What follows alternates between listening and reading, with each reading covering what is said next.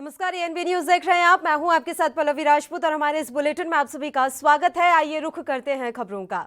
Delhi border पर बैठे किसानों का आंदोलन लगातार 15वें दिन से भी अभी तक जारी है। केंद्र सरकार के सभी प्रस्तावों का किसानों ने उन्हें खारिज कर दिया है। इसके अलावा कई दौर की केंद्र सरकार के साथ चली वार्ता भी अब तक बेनतीजा रही है। अब गुस्साए किसानों ने अपना आंदोलन तेज करने का मन बना लिया है। अपने आंदोलन को और तेज करते हुए किसानों ने सभी हाईवे को जाम करने का ऐलान किया। साथ ही 14 दिसंबर को देश के सभी जिलों में धरना प्रदर्शन का फैसला किया गया है। इस बीच किसान नेता राकेश सिंह टिकैत ने कहा कि कृषि कानून वापस लिए बिना आगे की बातचीत संभव नहीं है।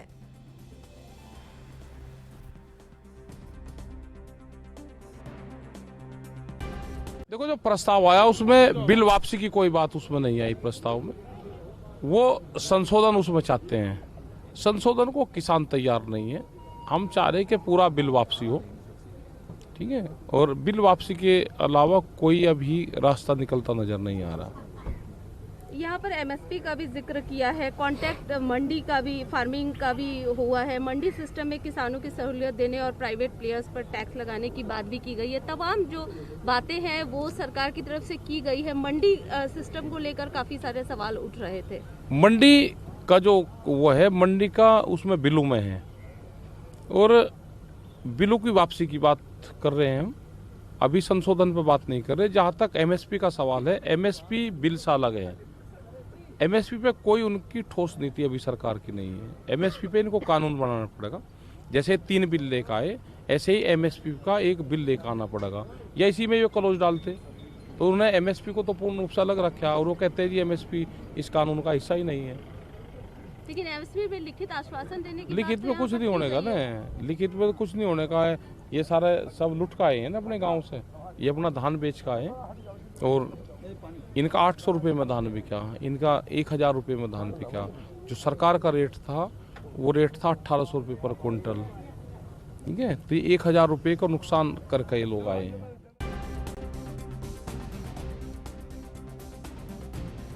तो दिल्ली बॉर्डर पर बैठे किसानों का आंदोलन लगातार 15वें दिन से जारी है। केंद्र सरकार के सभी प्रस्तावों को किसानों ने खारिज कर दिया है। इसके अलावा कई दौर की केंद्र सरकार के साथ चली वार्ता भी अब तक बेनतीजा रही है। अब गुस्साए किसानों ने अपना आंदोलन तेज करने का मन बना लिया है।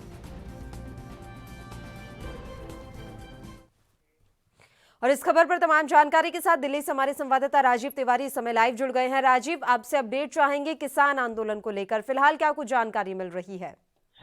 देखिए, बिल्कुल राजी, जिस तरीके से किसान जो आंदोलन है वो कहीं ना कहीं अब उग्र होता चला जा रहा है, मगर सरकार को हर तरीके से कह सकते हैं किसानों की तरफ से झुकाने की कोशिश की जा रही है। मगर सरकार ने स्पष्ट कर दिया है कि वो पीछे हटने वाले नहीं है। ये कृषि कानून आया है वो इनके हित में बताया जा रहा है। मगर जिस तरीके से दिल्ली क्या कह सकते हैं, दिल्ली के जो बॉर्डरों पर किसान रुके हुए हैं वो कहीं ना कहीं अब उग्र होते जा रहे हैं। यहाँ तक कि 12 तारीख को बड़ा लैंड प्रदर्शन करने के लिए कहा गया है, 14 तारीख को भी बड़ा प्रदर्शन करने के लिए कहा गया है। मगर हर तरीके से केंद्र सरकार को मैसेज दिया जा रहा है कि किसान हितैषी बिल नहीं है ये, आप इसका संशोधन कीजिए, नहीं तो इसे बदलिए। मगर दिल्ली केंद्र सरकार की तरफ से प्रस्ताव जरूर दिया गया था किसानों को, मगर वो प्रस्ताव भी किसानों ने ठुकरा दिया, क्योंकि उनको लगता है कि अभी भी जो संशोधन का प्रस्ताव दिया उसके अंदर जो बदलाव होने थे वो उस तरीके के बदलाव नहीं है, क्योंकि उनसे उनको कोई भी बेनिफिट होने वाला नहीं है। मगर बात करें जिस तरीके से आज यानी कि कृषि के मंत्री जो है उन्होंने प्रेस वार्ता की थी 4 बजे करीब, और 4 बजे उन्होंने ये कहा कि किसानों से अपील भी की कि आप लोग प्रदर्शन छोड़कर अपने अपने घर चलो वापस चले जाइए, क्योंकि जो सरकार बिल लेके आई है वो उनके हित में है और कहीं ना कहीं उससे उनको फायदा होगा, आने वाले समय के अंदर फायदा होगा। मगर वो फायदा अभी भी स्पष्ट नहीं है, क्योंकि जो कृषि बिल है वो कहीं ना कहीं कह सकते हैं जो मोदी जी लेके आए थे, योजना लेके आए थे कि कहा जा रहा था कि हर तरीके से लॉकडाउन के अंदर के हर तरीके से बढ़ावा मिलेगा, छोटे उद्योगों को बढ़ावा करने के लिए ऋण दिया जाएगा। मगर उसी उद्योग से जोड़ते हुए इसको बताया जा रहा है और कहीं ना कहीं एक चीज स्पष्ट की जा रही है, केंद्र सरकार जनता के लिए काम कर रही है। जी बिल्कुल राजीव, लेकिन अब बड़ा सवाल यहाँ पर यह है कि सरकार आगे क्या करेगी। देखिए, 12 तारीख को तमाम हाईवे जाम करने का ऐलान कर दिया गया है। 14 तारीख को एक बार फिर से बड़ा आंदोलन करने की चेतावनी दे दी गई है। तो ऐसे में सरकार के पास आगे रास्ता क्या बचा है? क्या एक बार फिर से प्रस्ताव भेजा जाएगा किसानों को?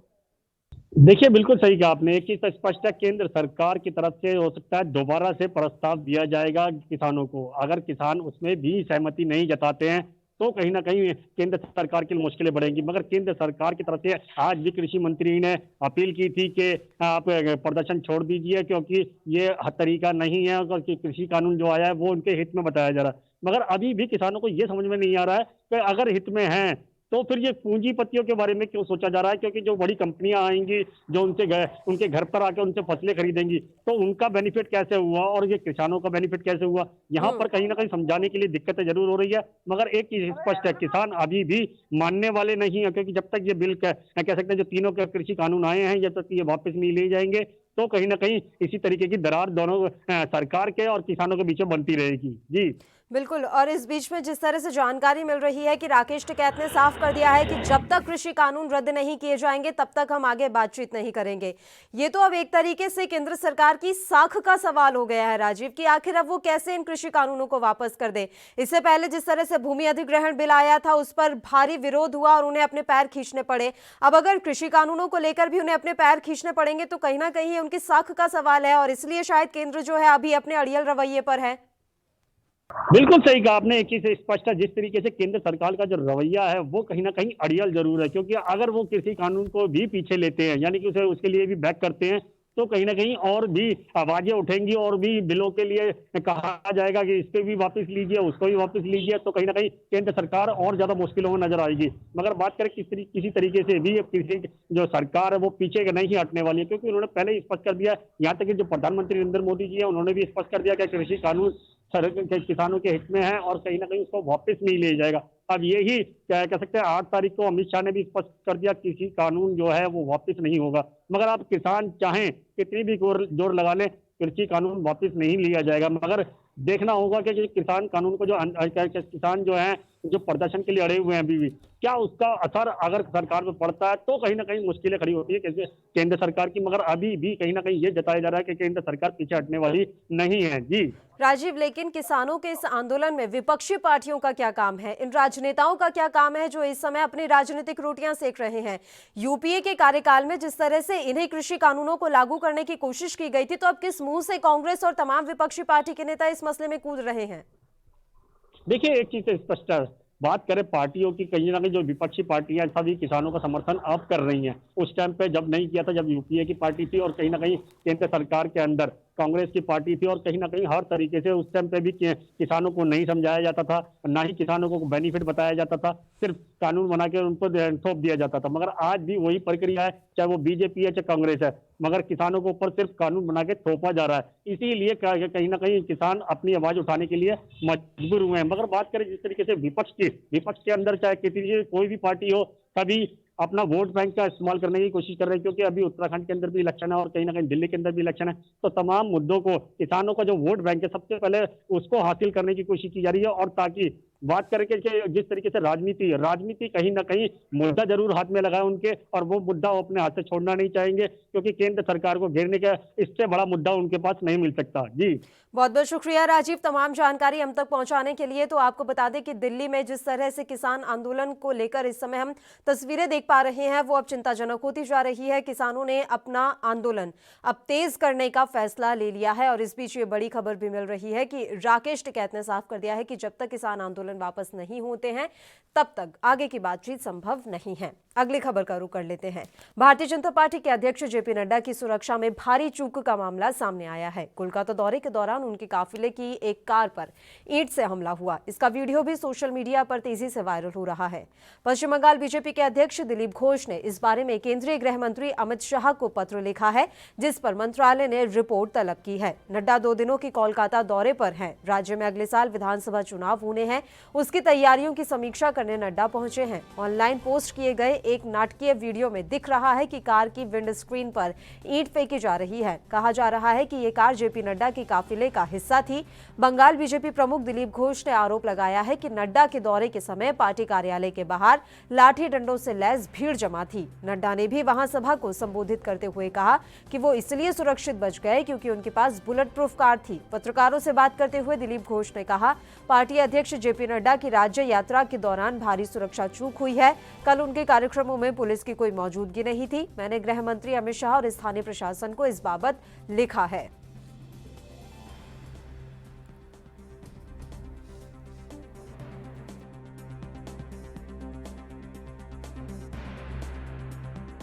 भारतीय जनता पार्टी के अध्यक्ष जेपी नड्डा की सुरक्षा में भारी चूक का मामला सामने आया है। कोलकाता दौरे के दौरान उनके काफिले के कार पर ईंट से हमला किया गया। इसका वीडियो भी सोशल मीडिया पर वायरल हो रहा है। पश्चिम बंगाल बीजेपी के अध्यक्ष दिलीप घोष ने इस बारे में केंद्रीय गृह मंत्री अमित शाह को पत्र लिखा है, जिस पर मंत्रालय ने रिपोर्ट तलब की है। नड्डा 2 दिनों के कोलकाता दौरे पर हैं। राज्य में अगले साल विधानसभा चुनाव होने हैं, उसकी तैयारियों की समीक्षा के लिए नड्डा यहां पहुंचे हुए हैं।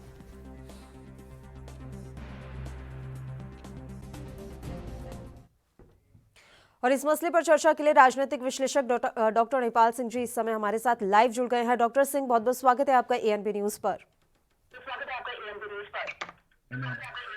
डॉक्टर सिंह, किस तरह से आप देख रहे हैं, जेपी नड्डा पहुंचते हैं पश्चिम बंगाल और वहां उनके काफिले पर हमला किया जाता है और इससे पहले तमाम बीजेपी कार्यकर्ताओं की वहां पर हत्या तक की जा चुकी है। क्या बंगाल का जो ये चुनावी रण है अब वो खूनी रण में तब्दील हो रहा है? देखिए, भाजपा ने अपना एक नारा दिया है के टेरर से, और टीएमसी का कार्यकर्ता जितना उग्र होगा, भाजपा का नारा उतना ही सफल होगा। और इसमें हमको ध्यान रखना पड़ेगा कि यदि टीएमसी इस चीज को समय रहते नहीं समझ पाई तो भाजपा का मिशन पूरा सफल होने में कोई भी मुश्किल नहीं आएगी। क्योंकि आपने ये काम आपने देख लिया होगा हैदराबाद में भी, जितना विपक्ष उग्र हुआ उसका फायदा विपक्ष को नहीं होता, उतना फायदा उसको भाजपा को होता है। लेकिन डॉक्टर सिंह, बड़ी बात यहाँ पर यह है कि जेपी नड्डा जो कि भारतीय जनता पार्टी के राष्ट्रीय अध्यक्ष हैं, वो दौरे पर पहुंचते हैं और उनके दौरे के दौरान इतनी बड़ी सुरक्षा में चूक आखिर कैसे हो जाती है? पहले एक दिन उनके कार्यक्रम में पुलिस की मौजूदगी नहीं होती, दूसरे दिन उनके काफिले पर हमला कर दिया जाता है। ये थोड़ा समझ से परे है कि आप जान रहे हैं कि इतनी बड़ी शख्सियत दौरे पर पहुंच रहा है और सुरक्षा के इतने कम इंतजाम। नहीं, यही गलती ममता सरकार कर रही है। इससे भाजपा को बढ़ने का मौका दे रही है। भाजपा बार बार ये आरोप लगा रही है कि वहां निर्दोष कार्यकर्ताओं की हत्या होती है, माफिया लोग उसमें घुस गए हैं, सभी लोग पैसे की वसूली करते हैं। वो जो आरोप है इन हत्याओं और इन अपराधों के साथ में प्रूव हो रहे हैं। ममता बनर्जी को ये बात समझनी चाहिए। वो कहीं ना कहीं जो भी राष्ट्रीय स्तर के लेता जाए, कभी वो किसी को उतरने में बंद कर देती है कि हम आपका हेलीकॉप्टर नहीं उतरने देंगे, पिछली बार उन्होंने ऐसे किया था। कभी कहेंगे हम आपको घुसने नहीं देंगे। इससे उनको और पब्लिसिटी मिलती है। ममता पता नहीं इस बात को सोच पाती है नहीं सोच पाती है, लेकिन इससे भाजपा और मजबूत होती है। क्योंकि हर कोई आगे सबसे पहले जान माल की सुरक्षा चाहता है, चाहे वो व्यापारी हो, किसान हो, चाहे वो कोई कार्यकर्ता हो। जब बस सुरक्षा ही नहीं रहेगी, सुरक्षा को कहीं ना कहीं किसी न किसी जाति और धर्म से जोड़ जाता है कि सुरक्षा असुरक्षा इस वजह से है। शायद ममता इस बात को समझ नहीं पा रही हैं। वो अपनी उग्रता को अपनी एक शैली में ढाल चुकी है, लेकिन उग्रता की शैली राजनीति में बहुत लंबे समय तक नहीं चलती। डॉक्टर सिंह, आप लगातार हमारे साथ जुड़े रहिए, इस मसले पर चर्चा ऐसे ही बनी रहेगी। एक छोटे से ब्रेक के लिए हम यहाँ रुक रहे हैं, फौरन हाजिर होंगे।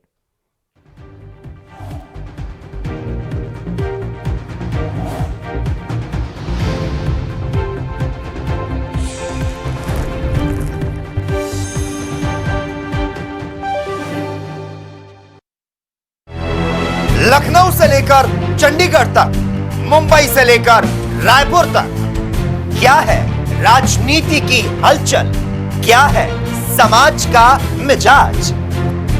राजधानी लाइव, हमारी नजर, आपका फैसला, हर रोज सुबह 8 बजे सिर्फ एएनबी न्यूज पर। क्या आप दुबले पतले कमजोर हैं, आपकी सेहत नहीं बनती, भूख कम लगती है, वजन नहीं बढ़ता?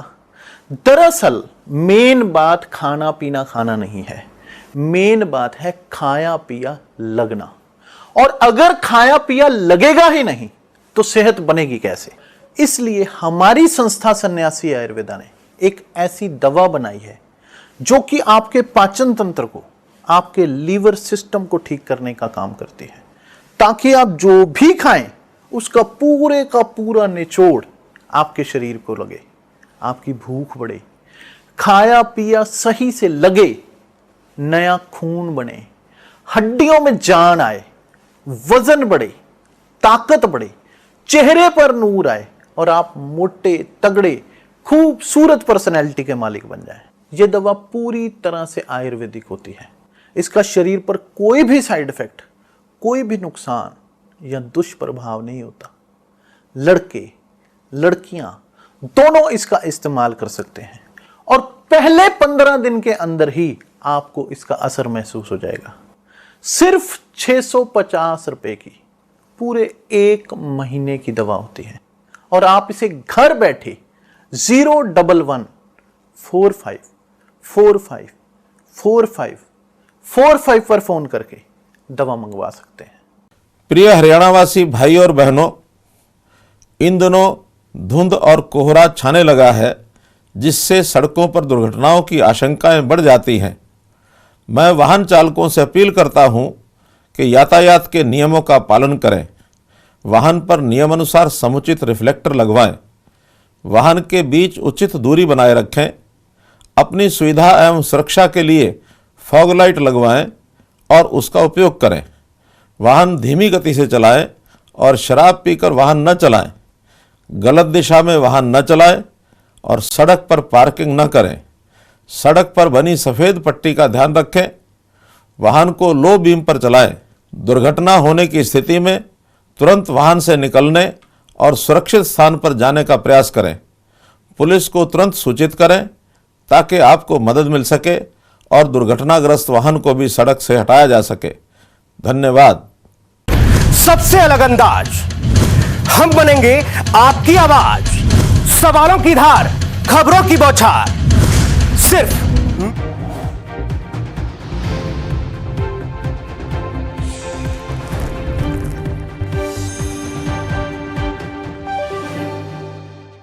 ब्रेक के बाद एक बार फिर से आप सभी का स्वागत है। ब्रेक पर जाने से पहले हम बात कर रहे थे पश्चिम बंगाल पहुंचे जेपी नड्डा के दौरे के बारे में, जहां उन पर हमला किया गया है। एक वीडियो वायरल हो रहा है और उस वायरल वीडियो में देखा जा सकता है कि काफिला जब गुजर रहा था जेपी नड्डा का, तो उस काफिले की एक गाड़ी पर ईंट और पत्थरों से हमला कर दिया गया। अब इस मसले पर इस समय सियासत गरमाई हुई है। डॉक्टर सिंह, राजनीतिक विश्लेषक, लगातार हमारे साथ जुड़े हुए हैं। डॉक्टर सिंह, क्या माना जाए, जिस तरह से ममता बनर्जी इस समय उग्र हो रही है, बौखलाई हुई है, क्या उन्हें डर लग रहा है कि उनकी जमीन जो है, राजनीतिक जमीन जो है, वो भारतीय जनता पार्टी छीनती हुई दिख रही है?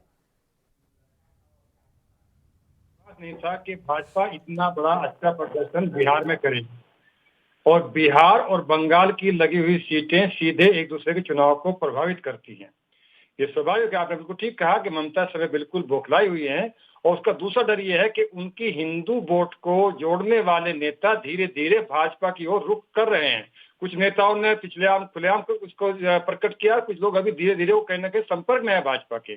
तो ममता जी बौखलाई है, इसमें तो बिल्कुल सही बात है। और इसलिए अब ना हो अन्याय का नारा भाजपा ने दिया है और उसको ये नारे के साथ में लिंक कर रहे हैं कि भाजपा के शासन में, भाजपा के समय में यहाँ पर संविधान का राज होगा। ममता के समय में यहाँ संविधान का राज नहीं, व्यक्ति का राज है। और जिसको चाहे पिटवा सकते हैं, जिसको चाहे उठवा सकते हैं, जिसको चाहे रुकवा सकते हैं। उन्होंने संविधान की गरिमा के खिलाफ भी जाके उन्होंने महामहिम को भी कुछ प्रोग्राम में उनका अनादर किया है, बड़े नेताओं का अनादर किया है, जो एक अच्छे नेता से अपेक्षा नहीं की जाती।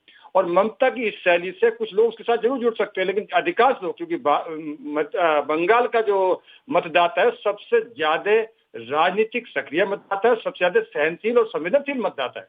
वो बहुत पढ़ा लिखा व्यक्ति है, वो आज से नहीं ब्रिटिश टाइम से पढ़ा लिखा व्यक्ति है और वो इन सब चीजों को समझता है। कहीं ना कहीं लेफ्ट के बारे में भी उन लोगों की तभी विचारधारा आती थी कि वहां पर भी उगाई होने शुरू कर थी, वहां पर भी उग्रता होने शुरू कर थी। वो सारी उग्रता अब कहीं ना कहीं ममता के पास भी आ गई है। ममता दो जगह फंसती जा रही है, एक उग्रवाद में और एक एंटी हिंदू में।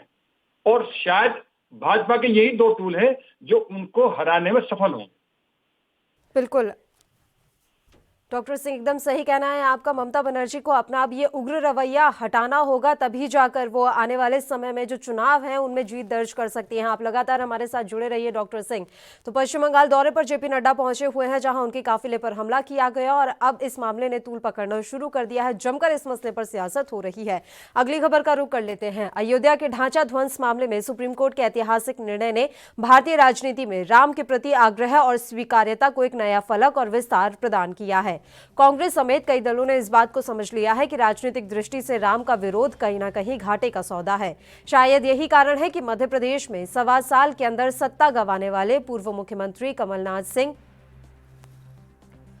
और दिग्विजय सिंह जैसे नेताओं ने भी लगातार उपचुनाव में श्री राम के प्रति श्रद्धा और समर्पण का सार्वजनिक प्रदर्शन किया। इसे आप बेशक राजनीतिक विवशता कह सकते हैं, लेकिन छत्तीसगढ़ में राम का मामला कुछ दूसरी तरह का है। भगवान से ज्यादा राम यहाँ के भांजे हैं, इसलिए उनके प्रति आस्था से कहीं ज्यादा नेह का भाव है। भूपेश बघेल सरकार के 2 साल पूरे होने पर मुख्यमंत्री समेत राज्य मंत्रिमंडल के सभी सदस्यों के चंदखुरी जाने का कार्यक्रम है। चंदखुरी राम का ननिहाल यानी माता कौशल्या का मायका है। भाजपा इसे दिखावा कह रही है तो कांग्रेस पलटवार कर रही है। दरअसल छत्तीसगढ़ में राम या हिंदुत्व कभी प्रबल चुनावी या राजनीतिक मुद्दा नहीं रहा है। इसलिए जब भाजपा चंदखुरी कार्यक्रम के बहाने राम के प्रति कांग्रेस की निष्ठा पर सवाल उठाती है तो जवाबी मोर्चा खुद मुख्यमंत्री भूपेश थामते हैं। पूर्व मुख्यमंत्री रमन सिंह के सवालों पर भूपेश का कहना है कि भाजपा तो राम का सिर्फ राजनीतिक दोहन करती है। राम सदा सर्वदा से छत्तीसगढ़ के प्रिय रहे हैं। राजनीति में भी राम की महत्ता को पहले हमारे नेता महात्मा गांधी ने ही रेखांकित किया था। बावजूद इसके कांग्रेस ने कभी राजनीतिक दृष्टिकोण से इसका इस्तेमाल नहीं किया।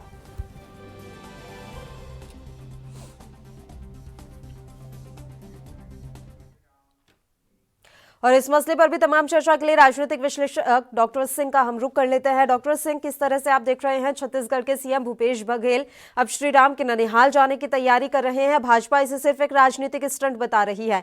क्या वाकई में अब कांग्रेस ने भी राम का अब मुद्दा पकड़ लिया है कि देखिए इसी के सहारे अब हमारी डूबती नैया जो है पार लग पाएगी?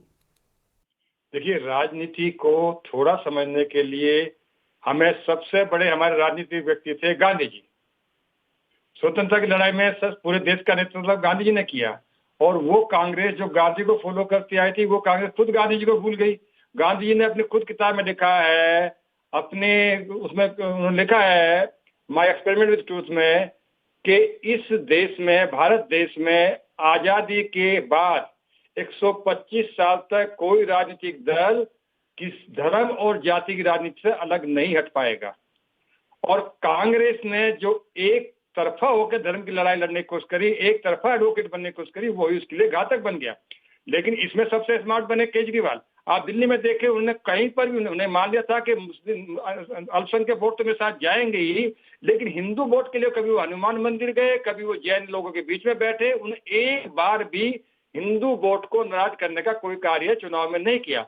ममता जी ने गलती कर दी, उन्होंने ईद मनाने के लिए खोल दिया और राम मंदिर का सीधे लाइव टेलीकास्ट होने के लिए उसको स्टैंप पर उन्हें जो है बंद लगा दिया। तो ये कुछ एक्टिविटी, चाहे वो कमलनाथ जी की हो, चाहे वो बघेल साहब की हो, चाहे वो ममता जी की, क्योंकि अब राजनीति राष्ट्रीय स्तर पर कहीं ना कहीं धर्म के द्वारा गवर्न होती जा रही है। 2 विचारधारा बिल्कुल क्लियर बढ़ चुकी है और इसका फायदा राजनीतिक लोग इसलिए उठाते हैं कि धर्म की राजनीति करना इसलिए आसान हो जाता है कि वो कभी कोई आपसे मुद्दे पूछेंगे नहीं, सड़क बनी कि नहीं बनी, नौकरी मिली कि नहीं मिली, इन्फ्लेशन रेट बढ़ा कि नहीं बढ़ा, कोरोना गया कि नहीं गया। उनको सिर्फ धर्म की जो बात आती है वो समझ में आती है और एक धर्म जितना उग्र होता है दूसरी वोट उतनी इकट्ठी होती चली जाती है। कांग्रेस के पास अब ऐसा कोई आधार नहीं बच रहा है, सिर्फ अपने आप को बदलाव करने के लिए। जितनी वो हिंदू के विरुद्ध गई थी, चाहे वो उन्होंने शिवसेना के खिलाफ बोला, चाहे भारतीय जनता पार्टी के खिलाफ बोला, चाहे वो सैफरान टेररिज्म पर बोला, अब वो उसको रियलाइज करती जा रही है कि एक वोट जो से उसके सारे वो ना तो राष्ट्रीय राजनीति में रह सकती है, ना वो राज्य की राजनीति में रह सकती। इसलिए राज्य के जो भी नेता हैं, जरूरी नहीं है कांग्रेस की नेशनल पॉलिसी आई हो, लेकिन उनको तो अपने राज्य में सर्वाइव करना ना। इसलिए कमलनाथ जी ने अपने आप सबसे बड़ा हनुमान का मंदिर बनाया। सबसे ऊंचा हनुमान का मंदिर कमलनाथ जी की अपनी खुद की विधानसभा में है। उन्हें हनुमान के जगह जगह पूजा के स्थल बनाए। तो राजनीति को धर्म से अभी अलग करना संभव नहीं है। सवाल यहाँ पर यह भी बनता है कि क्या राष्ट्रीय स्तर पर अब कांग्रेस के भविष्य पर धुंध छाती हुई नजर आ रही है, डॉक्टर सिंह? नहीं, बिल्कुल है। कांग्रेस पूरी तरह भ्रमित है। ये नहीं पता कि उसको विकास की राजनीति करनी है, उसको ये नहीं पता कि उसको धर्म की राजनीति करनी है, उसको ये नहीं पता कि अल्पसंख्यक को सेटिस्फैक्शन की बात करनी है। वो पूरी तरह भ्रमित है ना, उसके पास कोई नेता है कि ना। बंगाल में आज नड्डा जी बैठे हैं, उनका पूरा सिस्टम बैठा है। नड्डा जी इतना इंपॉर्टेंट, यहाँ प्रधानमंत्री जी का पार्लियामेंट का शिलान्यास कर रहे हैं, लेकिन उनकी पूरी टीम वहां पड़ी है। इधर आप ये देखिए, जब बिहार में चुनाव हो रहा था उस समय एक लीडरशिप बिहार का चुनाव लड़ रही थी और अमित शाह जी के साइलेंट नेतृत्व में बंगाल की तैयारी हो रही थी। लोग कहते हैं बिहार से जो है अमित शाह जी को हटा दिया गया, लेकिन ऐसा नहीं है। भारतीय जनता पार्टी ने जो पिछला परिदृश्य दिखाता है कि हैदराबाद के म्युनिसिपल चुनाव को भी इतनी गंभीरता से लिया। आपने राजस्थान के नए चुनाव देखे होंगे, पंचायत के चुनाव को भी बहुत गंभीरता ले लिया, वो जीत के आ रही है, जबकि सरकार वहां कांग्रेस की है। और इन तमाम चीजों से अब कांग्रेस को सबक लेने की जरूरत है, क्योंकि स्थितियां वाकई में खराब होती जा रही हैं और आने वाले दिनों में जिस तरह से अलग अलग राज्यों में चुनाव है, कांग्रेस को अब और भी ज्यादा सतर्कता दिखानी होगी। बहुत बहुत शुक्रिया डॉक्टर सिंह, आप हमारे साथ जुड़े तमाम चर्चा के लिए। इसी के साथ एक छोटे से ब्रेक के लिए हम यहाँ रुक रहे हैं, फौरन हाजिर होंगे।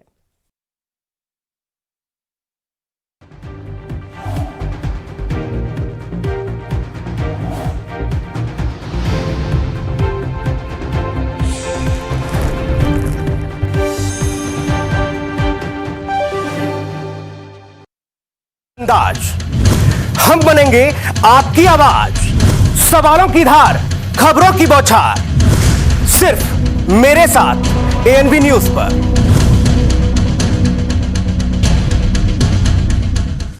क्या आप दुबले पतले कमजोर हैं, आपकी सेहत नहीं बनती, भूख कम लगती है, वजन नहीं बढ़ता? दरअसल मेन बात खाना पीना खाना नहीं है, मेन बात है खाया पिया लगना। और अगर खाया पिया लगेगा ही नहीं तो सेहत बनेगी कैसे? इसलिए हमारी संस्था सन्यासी आयुर्वेदा ने एक ऐसी दवा बनाई है जो कि आपके पाचन तंत्र को, आपके लीवर सिस्टम को ठीक करने का काम करती है, ताकि आप जो भी खाएं उसका पूरे का पूरा निचोड़ आपके शरीर को लगे, आपकी भूख बढ़े, खाया पिया सही से लगे, नया खून बने, हड्डियों में जान आए, वजन बढ़े, ताकत बढ़े, चेहरे पर नूर आए और आप मोटे तगड़े खूबसूरत पर्सनैलिटी के मालिक बन जाएं। यह दवा पूरी तरह से आयुर्वेदिक होती है। इसका शरीर पर कोई भी साइड इफेक्ट, कोई भी नुकसान या दुष्प्रभाव नहीं होता। लड़के लड़कियां दोनों इसका इस्तेमाल कर सकते हैं और पहले 15 दिन के अंदर ही आपको इसका असर महसूस हो जाएगा। सिर्फ 650 रुपए की पूरे 1 महीने की दवा होती है और आप इसे घर बैठे 01145454545 पर फोन करके दवा मंगवा सकते हैं। प्रिय हरियाणावासी भाई और बहनों, इन दिनों धुंध और कोहरा छाने लगा है, जिससे सड़कों पर दुर्घटनाओं की आशंकाएं बढ़ जाती हैं। मैं वाहन चालकों से अपील करता हूं कि यातायात के नियमों का पालन करें, वाहन पर नियमानुसार समुचित रिफ्लेक्टर लगवाएं, वाहन के बीच उचित दूरी बनाए रखें, अपनी सुविधा एवं सुरक्षा के लिए फॉग लाइट लगवाएं और उसका उपयोग करें। वाहन धीमी गति से चलाएं और शराब पीकर वाहन न चलाएं। गलत दिशा में वाहन न चलाएं और सड़क पर पार्किंग न करें। सड़क पर बनी सफ़ेद पट्टी का ध्यान रखें। वाहन को लो बीम पर चलाएं। दुर्घटना होने की स्थिति में तुरंत वाहन से निकलने और सुरक्षित स्थान पर जाने का प्रयास करें। पुलिस को तुरंत सूचित करें ताकि आपको मदद मिल सके और दुर्घटनाग्रस्त वाहन को भी सड़क से हटाया जा सके। धन्यवाद।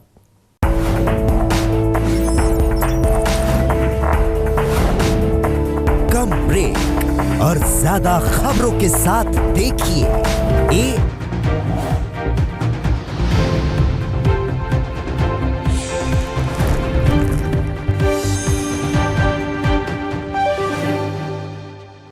ब्रेक के बाद एक बार फिर से आप सभी का स्वागत है। बढ़ते हैं अगली खबर की ओर। जम्मू कश्मीर में जिला विकास परिषद चुनाव के 5वें चरण में 37 सीटों पर आज मतदान हुआ और लगातार आज 5वें चरण का ये मतदान जारी रहा। इनमें 20 सीटें जम्मू संभाग और 17 सीटें कश्मीर में हैं।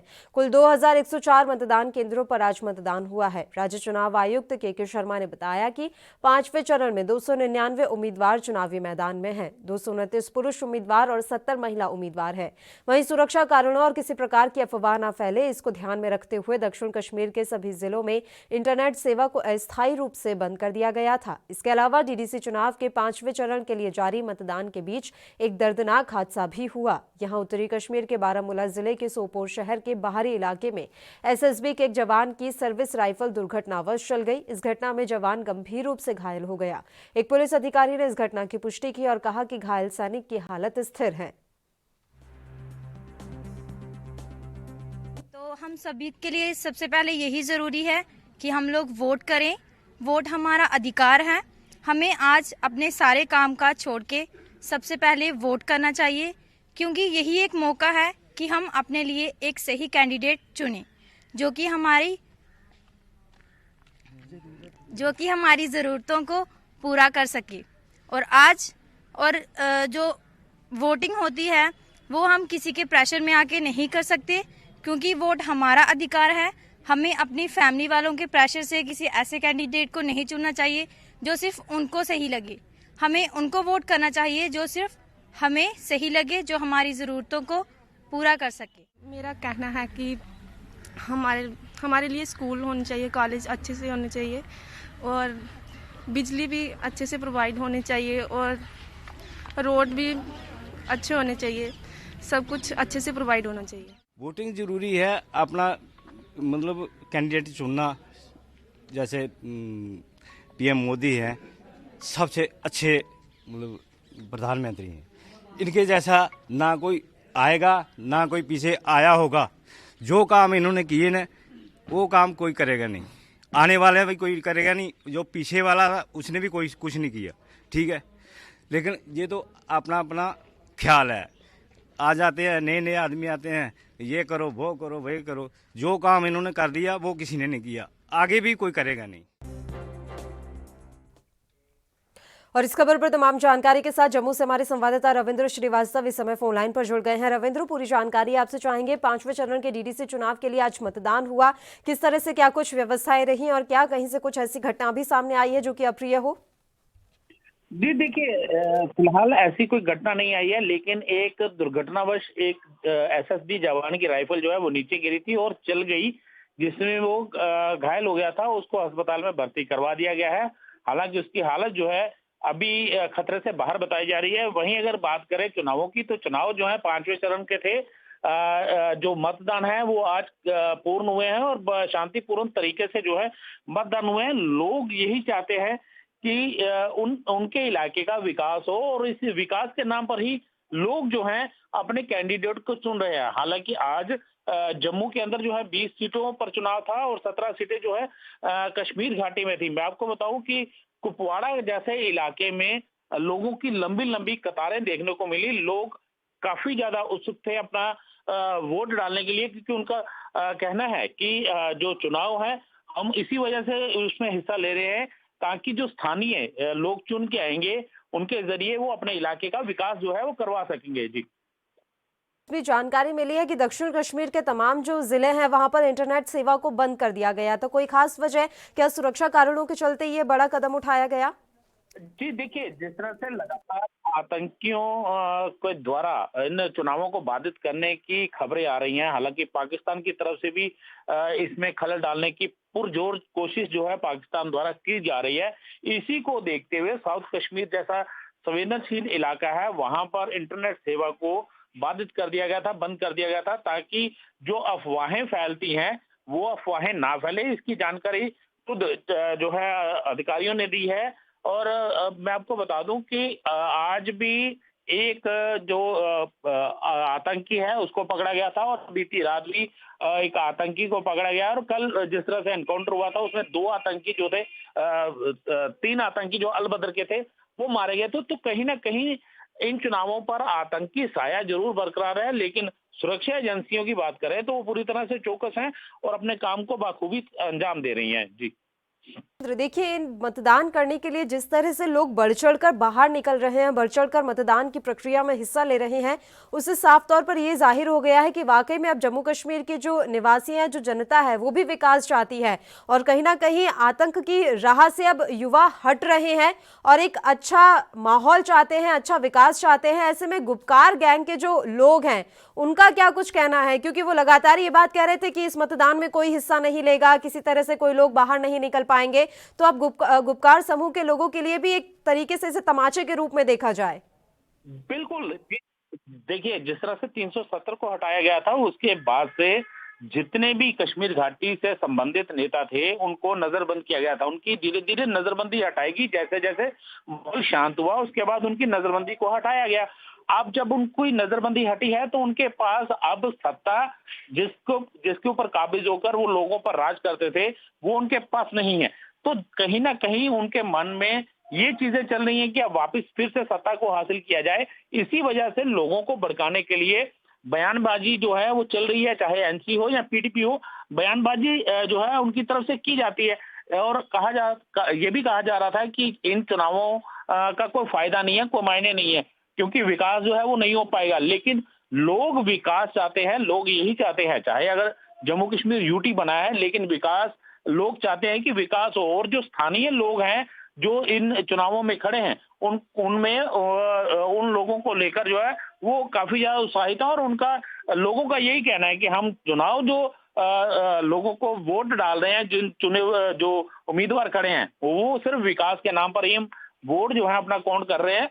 और यही वजह है कि लोगों का बढ़ चढ़ कर हिस्सा लेना, खासकर हम अगर बात करें युवाओं की, युवा तो बढ़ चढ़ कर हिस्सा ले रहे हैं, वहीं जो उम्र दराज लोग हैं वो भी इन चुनावों में बढ़ चढ़ कर हिस्सा ले रहे हैं ताकि इलाके का विकास जो है वो हो सके। जी शुक्रिया रविंद्र, तमाम जानकारी हम तक पहुंचाने के लिए। तो आपको बता दें कि जम्मू कश्मीर में डीडीसी चुनाव के लिए आज 5वें चरण का मतदान शांतिपूर्वक संपन्न हुआ। आइए अगली खबर का रुख कर लेते हैं। उत्तर प्रदेश में बच्चियों के साथ अत्याचार के मामलों में कोई कमी नहीं आ रही है। प्रदेश में आए दिन मासूम बच्चियां दरिंदगी का शिकार हो रही हैं। मासूम बच्चियों के साथ हैवानियत का एक और मामला जालौन से सामने आया है। यहां एक 5 साल की दलित बच्ची के साथ गैंगरेप की घटना सामने आई है। मानवता को शर्मसार कर देने वाली ये घटना आटा थाना क्षेत्र के संधी गांव की है। आरोपी की गांव के 3 लड़कों ने बच्ची को उस वक्त अगवा कर लिया जब वो खेल रही थी। आरोपी बच्ची को सुनसान जगह ले गए और उसके साथ गैंगरेप किया। वहीं घटना की सूचना पर पहुंची पुलिस ने बच्ची को इलाज के लिए जिला अस्पताल में भर्ती करा दिया है।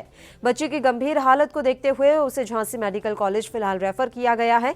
पुलिस ने 2 नाबालिग लड़कों को गिरफ्तार कर उनके खिलाफ केस दर्ज कर लिया है। पीड़ित मासूम के पिता के अनुसार पूरी घटना में गांव के ही 3 लड़के शामिल हैं। वहीं पुलिस सिर्फ 2 नाबालिग लड़कों को ही इस पूरी वारदात में शामिल मान रही है। फिलहाल इस पूरे मामले की जांच की जा रही है। वहीं इस मसले पर सपा नेता की प्रतिक्रिया भी सामने आई है। उत्तर प्रदेश की सरकार मासूम बच्चियों का सम्मान नहीं बचा पा रही है, बेटियों का सम्मान नहीं बचा पा रही है, बहनों का सम्मान नहीं बचा पा रही है, माओं का सम्मान नहीं बचा पा रही है। ऐसी उत्तर प्रदेश में भारतीय जनता पार्टी की सरकार को बने रहने का कोई अधिकार नहीं है। तुरंत इस्तीफा देकर चला जाना चाहिए। जालौन में 5 साल की बच्ची के साथ 3 लड़के अन्याय करते हैं, कमाल है। इसके पहले हापुड़ में भी बच्ची के साथ अन्याय हुआ था, लखनऊ में भी हुआ। न जाने लगातार बच्चियों के साथ अन्याय बढ़ता चला जा रहा है। उत्तर प्रदेश की सरकार कहती है महिला सम्मान की बात करते हैं, ये कानून बनाने की बात करते हैं। अरे कानून तो आप बनाते हो, लेकिन उत्तर प्रदेश में कानून का राज है कहां? यहाँ तो गुंडा राज चल रहा है, माफिया राज चल रहा है, जंगल राज चल रहा है। यहाँ पुलिस का इकबाल खत्म हुआ है, सरकार का इकबाल खत्म हुआ है। इस तरह की सरकार को सत्ता में रहने का कोई अधिकार नहीं है जो मासूम बच्चों का सम्मान ना बचा पा रहा हो, जो मासूम बच्चों के साथ हो रहा अन्याय को ना रोक पा रहा हो। ऐसी सरकार को सत्ता में। और इस खबर पर तमाम जानकारी के साथ जालौन से हमारे संवाददाता मयंक राजपूत इस समय फोन लाइन पर जुड़ गए हैं। मयंक, पूरी जानकारी आपसे चाहेंगे। जालौन में एक 5 साल की बच्ची के साथ दुष्कर्म का मामला सामने आ रहा है। जी बता दूं कि पूरा मामला आटा थाना क्षेत्र का है, जहां एक 5 साल की मासूम के साथ गांव के ही 2 युवकों ने गैंगरेप की वारदात को अंजाम दिया था। परिजनों की तहरीर पर पुलिस ने दोनों आरोपियों को गिरफ्तार कर लिया है। वहीं एक गांव के ही एक और व्यक्ति की इस मामले में भूमिका बताई जा रही है। इस मामले पर एसपी का कहना है कि घटना के बाद तत्काल मामला दर्ज किया गया था। दोनों नाबालिग लड़कों की गिरफ्तारी हो चुकी है। वहीं तीसरे आरोपी की तलाश अभी की जा रही है। मयंक, ये जानकारी आपसे चाहेंगे कि जो आरोपी है वो बच्ची को कहां से ले गए थे और उस समय बच्ची के परिजन कहां थे, बच्ची कहां पाई गई है, तमाम विस्तार से जानकारी। जी, जैसे कि मैं बता दूं कि मिली जानकारी के अनुसार बच्ची घर के बाहर खेल रही थी, तो दुष्कर्म लोगों ने उसे दहला फुसलाकर गांव के बाहर ले गए। इसके बाद इस घटना को अंजाम दिया। बच्ची को गांव के बाहर ही छोड़कर आरोपी फरार हो गए थे। जी जी जी। मामले में स्थानीय प्रशासन का क्या कुछ कहना है? क्या पीड़ित परिवारों की किसी तरह से कोई मदद की जाएगी? जी जी, डॉक्टर रश्मि सिंह अधीक्षक का कहना है कि जल्द ही इस तीसरे आरोपी को गिरफ्तार किया जाएगा। क्या मुआवजे के तौर पर कुछ दिया जा रहा है मयंक? जी, अभी इस प्रकार में कोई जानकारी नहीं है, ना किसी अधिकारी ने, या जैसे कि आज मैं बता दूं कि डीएम और एसपी मौके पर घटनास्थल पर पहुंचे हुए हैं। मयंक, ये भी आपसे जानकारी चाहेंगे कि फिलहाल बच्ची को कहां भर्ती कराया गया है और उसकी स्थिति क्या कुछ है? Jhansi medical college. उसकी स्थिति क्या है मयंक? क्या वो गंभीर रूप से घायल है? उस स्थिति को लेकर डॉक्टर्स क्या कुछ कह रहे हैं? जी, जैसे कि मैं बता दूं कि इसकी स्थिति बहुत गंभीर बताई जा रही है। इससे पहले उरई मेडिकल कॉलेज में भर्ती कराया गया था। फिर इसके बाद जब इसकी स्थिति गंभीर पाई गई, उसे झांसी मेडिकल में रेफर कर दिया गया। बहुत बहुत शुक्रिया मयंक, तमाम जानकारी आपने हम तक पहुंचाई। तो उत्तर प्रदेश के जालौन से ये मामला हम आप तक पहुंचा रहे हैं, जहां एक 5 साल की दलित बच्ची के साथ गैंगरेप की वारदात को अंजाम दिया गया है। उत्तर प्रदेश में लगातार बच्चियों के साथ अत्याचार हो रहा है। एक के बाद एक प्रदेश के कई जिलों से इस तरह के मामले सामने आ रहे हैं, जहां छोटी छोटी बच्चियों को ये दरिंदे अपनी दरिंदगी का शिकार बना रहे हैं। इस बीच जालौन से ये ताजा मामला सामने आ रहा है, जहां आटा थाना क्षेत्र के संधी गांव में एक छोटी सी बच्ची के साथ दुष्कर्म की घटना को अंजाम दिया गया। बताया जा रहा है कि आरोपी बच्ची को उसके घर के बाहर से ही उठाकर ले गए थे, गांव के बाहर उससे ले गए, जहां उसके साथ दुष्कर्म की वारदात को अंजाम दिया गया और उसके बाद बच्ची को वहीं छोड़कर ये आरोपी फरार हो गए थे। फिलहाल पुलिस ने 2 लोगों को इस मामले में गिरफ्तार कर लिया है। वो दोनों नाबालिग बताए जा रहे हैं।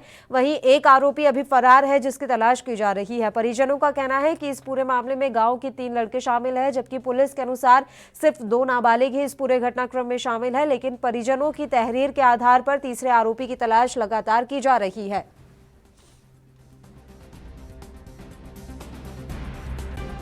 उत्तर प्रदेश की सरकार मासूम बच्चियों का सम्मान नहीं बचा पा रही है, बेटियों का सम्मान नहीं बचा पा रही है, बहनों का सम्मान नहीं बचा पा रही है, माओ का सम्मान नहीं बचा पा रही है।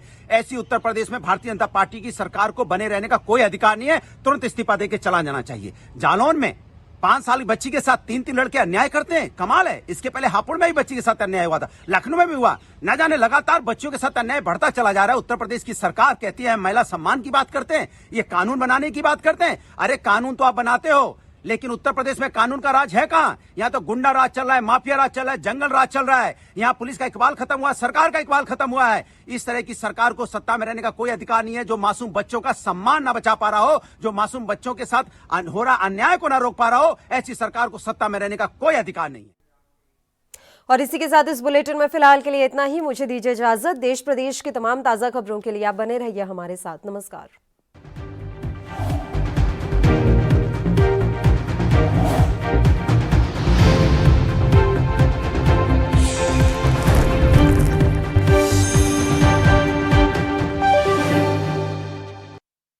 अंदाज, हम बनेंगे आपकी आवाज, सवालों की धार, खबरों की बौछार, सिर्फ मेरे साथ एएनबी न्यूज पर।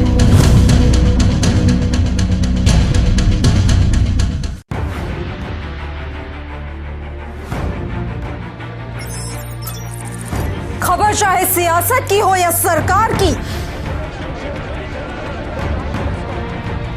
खबर चाहे भ्रष्टाचार की हो या गुनहगार की,